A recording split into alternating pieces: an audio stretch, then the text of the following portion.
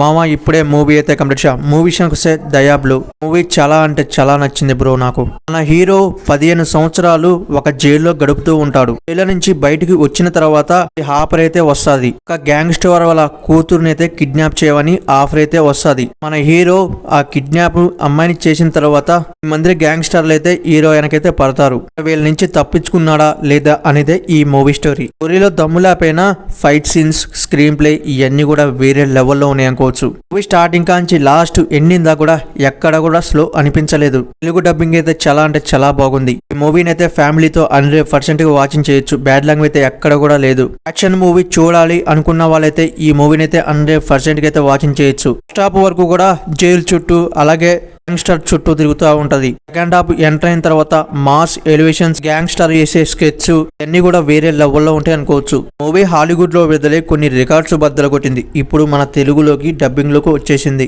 ఈ మూవీ 3 గంటలు ఉందనుకోవచ్చు. మీకు ముందుగానే చెప్తున్నా, రాసి పెట్టుకోండి. ఈ మూవీ నచ్చకపోతే మన ఛానల్ ని సబ్స్క్రైబ్ కూడా చేయకండి. మూవీ ఎక్కడ దొరికిందో తెలుసు కదా, పోయి చూడండి. మన ఛానల్ నచ్చితే ఒక లైక్, సబ్స్క్రైబ్ చేయండి. ప్లీజ్ సపోర్ట్ మీ. మన ఛానల్ ని ఒకసారి చెక్ చేయండి. Please support me.